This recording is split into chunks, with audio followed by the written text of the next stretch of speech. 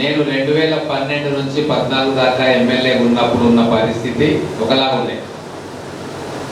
అప్పుడు ప్రేమలు ఆప్యాయతలు కలుసుకోవడం, ఎవరైనా ఏ పార్టీ అయినా ఎవరి ఇంటికి పోవడం, రాత్రిపూట దావత్ చేసుకోవడం, లేకుంటే ఫంక్షన్స్కి పోవడం. చాలా సందర్భాల్లో నేను అప్పుడు ఎమ్మెల్యేగా ఉన్నప్పుడు టీఆర్ఎస్, బీజేపీ, కాంగ్రెస్, కమ్యూనిస్ట్ నాయకులు అందరం కూర్చొని భోజనాలు చేసుకొని హాయిగా దాంట్లో దావత్ చేసుకునే ఒక సందర్భం. రాజకీయాలు మాట్లాడుకునేది, మహబూబ్ నగర్ గురించి మాట్లాడుకునేది, తెలంగాణ గురించి మాట్లాడుకునేది, దేశం గురించి మాట్లాడుకునేది. తర్వాత ఎందుకో అది మనకు మిస్ అయిపోయింది. మళ్ళీ మెల్లమెల్లగా ఆ సంస్కృతికి అందరం ఒకటే, మన మహబూబ్ నగర్ బిడ్డలమే. పార్టీలు ఏవైనా కావచ్చు, పార్టీలు రాజకీయాలు సిద్ధాంతాల వరకు పరిమితమవుతుంది. కానీ ఒక్కసారి మనమందరం కలుసుకునేటప్పుడు ఆ పార్టీలు సిద్ధాంతాలు మనకు అడ్డంకి కాదు అన్న విషయం మళ్ళీ ఒకసారి అందరూ గమనిస్తూ ఉన్నారు. దానికి ఒక మచ్చుతులుగా ఈరోజు ఇక మీటింగే. సంజీవన చెప్పినప్పుడు కొందరు తెలిసి తెలియక పోవద్దు, రావద్దు, ఇట్లుంది అట్లుంది అంటే ఒకటే చెప్పిన. ఒక మంచి కార్యక్రమం ఎవరైనా చేస్తున్నప్పుడు చిన్న చిన్న లోపాలు అనేది మానవ సహజం ఉంటాయి. లేదు ఒక ఆహ్వానం రాలేదు, మిస్ అయిపోయి ఉండొచ్చు, ఆహ్వానిస్తారు. కానీ ఒక పెద్ద కార్యక్రమాన్ని మీరు వేసుకుంటున్నప్పుడు తలా ఒక చెయ్యి వేస్తే ఆ కార్యక్రమం బ్రహ్మాండంగా సక్సెస్ అవుతుంది. ఈరోజు ఇంతమంది మీరు ఇక్కడికి వచ్చిండ్రు. వేదిక మీద మా మహబూబ్ నగర్ ముదిరాజ్ బిడ్డలు, పేరెన్నిక గల వ్యక్తులందరూ కూడా ఇక్కడ కూర్చున్నారు. వారందరూ కూడా ఒకే లక్ష్యంతో ఇక్కడ కూర్చున్నారు. ఏంది, ఎన్నో సంవత్సరాలుగా ఈ స్థలం మన చేతిలో ఉంది, కానీ దీన్ని మనం మన భవిష్యత్ సమాజానికి, మన పిల్లలకు ఉపయోగించుకోలేకపోతున్నామన్న ఆవేదన అందరికీ ఉంది. ఇక్కడికి వచ్చిన వాళ్ళు మీలో కూడా అది ఉంది. ఈ ఆవేదనను అర్థం చేసుకుందాం అందరం. ఈ ఆవేదన ఇంకా ఉండకూడదు. ఏదో ఒక కార్యాచరణ మనం మొదలు పెట్టాలి. ఒక అడుగుతోనే 1000 కిలోమీటర్ల యాత్ర మొదలైతుంది. ఒక ఆలోచనతోటి ఒక పెద్ద సంకల్పం. ఈరోజు ఖచ్చితంగా నేను ఒకటి చెప్తా ఉన్న సభావేదిక మీద, మా ముదిరాజు బిడ్డలకు పరిపూర్ణమైన నాయకత్వం ఉంది మహబూబ్ నగర్ టౌన్లో, మహబూబ్ నగర్ నియోజకవర్గంలో, మహబూబ్ నగర్ జిల్లాలో. ఎందుకు ఈ మాట అంటుందంటే, చిన్న చిన్న విషయాలను పట్టించుకోకుండా సమాజం గురించి ఆలోచించడం, ముదిరాజ్ సమాజం గురించే కాకుండా మొత్తం సమాజం గురించి ఆలోచించే ఒక విశాలమైన దృక్పథం ఈరోజు వేదిక మీద ఉన్న వాళ్ళందరికీ కూడా ఉంది. ముఖ్యంగా నాతో పాటు నడుస్తూ ఉన్న మా సంజీవన్నకు, వెంకటేశ్వర్లకు ఇద్దరికి కూడా విశాలమైన స్వభావం ఉంది. నేను వాళ్ళతో కలిసి ఎన్నో సంవత్సరాలుగా ప్రయాణం చేస్తున్నా. కలిసి ఎన్నికలు కొట్లాడడం, విరోధులుగా ఎన్నికలు కొట్లాడడం, అంటే వేరే వేరే పార్టీలో ఉండి ఎన్నికలు కొట్లాడడం, ఒకటే పార్టీలో ఉండి కొట్లాడడం. ఎక్కడ కూడా పార్టీల మధ్య దూరం కావచ్చు, అది వ్యక్తుల మధ్య దూరం కాలే, మనసుల మధ్య దూరం కాలే.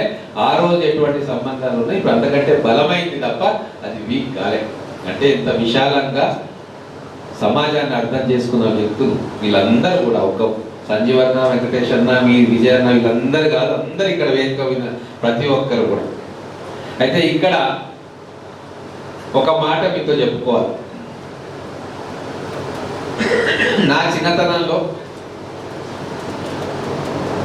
వ్యవసాయ కుటుంబాలే మీలాగా ముదిరాజు బిడ్డలు చాలా కష్టపడి, కొందరేమో వాళ్ళ తరతరాలుగా వాళ్ళ కుటుంబాల్లో వస్తున్న వృత్తి, చేపలు సేకరించడం, తర్వాత కొందరు పూలు పండ్లు సేకరించడం, కొందరు వ్యవసాయం చేసుకోవడం, ఇటువంటి కార్యక్రమాలు చేసేవారు. కానీ ఈరోజు చాలా మార్పు వస్తుంది. ఈరోజు విద్య మీద దృష్టి పెట్టింది ముదిరాజ్ సమాజం. అది దాదాపుగా 20 సంవత్సరాల నుంచే ఆ తపన చూస్తూ ఉన్నాం. దాని పర్యవసానమే ఈరోజు సంజీవ్ ముదిరాజ్ గారి కుటుంబంలో ఒక ఐఏఎస్ ఆఫీసర్ ఉన్నారు, ఎన్పి వెంకటేశ్వర కుటుంబంలో ఒక ఐఏఎస్ ఆఫీసర్. అది మామూలు విషయం కాదు. ఆల్ ఇండియాలోనే టాప్ ర్యాంకులలో ఒకరుగా మన బిడ్డలు ఎదిగిండ్రు అంటే మన ఆలోచనలో మార్పు వస్తూ ఉంది. ఈ ఆలోచనలో మార్పు కొన్ని కుటుంబాలకే పరిమితం కావద్దు. యావత్తు ముదిరాజ్ కుటుంబాల్లో ప్రతి కుటుంబంలో కూడా మా బిడ్డలను చదివించుకొని గొప్పగా చేసుకోవాలన్న ఆలోచన మొదలు కావాలి. దానికి వీళ్ళు నాంది పలికిండ్రు కాబట్టి మన పిల్లలు కూడా అట్లా ఉండాలి అని కోరుకోవడంలోనే ఈరోజు మన శ్రేయస్సు, మన ముదిరాజ్ శ్రేయస్సు, సమాజ శ్రేయస్సు రెండు ముడిపడవు. అందుకు అనుగుణంగానే ఈరోజు మనం ఆలోచన చేస్తూ ఉన్నాం. ఇంత పెద్ద స్థలం మన పెద్దలు ఇచ్చిర్రు. రకరకాలుగా అప్పుడున్న కాలంలో అనుకోవచ్చు, రకరకాల పనులు చేయొచ్చు. ఇక్కడ నుంచి ఒక పెద్ద ఫంక్షన్ హాల్ కట్టుకోవచ్చు, లేకుంటే మార్కెట్ యార్డ్ ఏవేవో అనుకోవచ్చు. కానీ మారుతున్న పరిస్థితుల్లో ఇక్కడ విద్యాలయాలకు, విద్యకు సంబంధించిన దాని మీదనే పెద్దలు దృష్టి పెంచి ఆలోచన తీసుకుంటే చాలా బాగుంటుందని చెప్పి నా వ్యక్తిగతమైన అభిప్రాయం. మనకు బీసీడీఏ సమస్య ఉంది, ఇంకా రాజకీయాలు నేను మాట్లాడదలుచుకోలే ఈరోజు.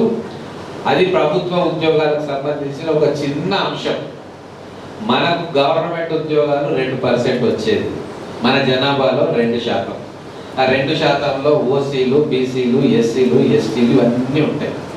అది సాధించుకోవడానికి మన ప్రయత్నం చేస్తూనే మన పిల్లలను ప్రపంచంతో పోటీ పడేటట్లుగా నిలబెట్టాల్సిన బాధ్యత, వాళ్ళకు అటువంటి తర్ఫీదు, టెక్నికల్ నాలెడ్జ్, స్కిల్స్ ఇవ్వాల్సిన అవసరం ఇప్పుడు మనందరికీ ఉంది. కాబట్టి ఈరోజు ఇంజనీరింగ్ విద్యకు పోతున్నారు మన పిల్లలు, పాలిటెక్నిక్ విద్య చేస్తున్నారు. మన దగ్గర పుట్టి మట్టిలో నుంచి ఒదిగిన బిడ్డ, ఏదో గొప్ప గొప్ప దాంట నుంచి రాలే, మన మధ్యలో ఒకటి కష్టపడి రాజకీయ జీవితంలో ఒక్కొక్క మెట్టు పైకి వస్తున్న వ్యక్తి, ప్రేమ గల వ్యక్తి. నేను చూస్తున్నా కదా వారిని ఎప్పటి నుంచో, చాలా ప్రేమ గల వ్యక్తి, కల్మషం కపటం లేని వ్యక్తి. అటువంటి వ్యక్తి మన జిల్లాకు మంత్రిగా ఉంటే అందరికీ కూడా ఉపయోగపడుతుంది. వారిని కూడా ఈ ఇక్కడ జరగబోయే నిర్మాణంలో పూర్తిగా వారి సహకారాన్ని, వారి సపోర్ట్ కూడా మనం తీసుకొని ముఖ్యమంత్రి గారి దగ్గర కానీ, ప్రభుత్వాల దగ్గర కానీ మనకు ఎంత వీలైతే అంత ఫండ్స్ ఏ రూపకంగా తీసుకురావచ్చు, ఇవన్నీ కూడా ఆలోచన చేద్దాం.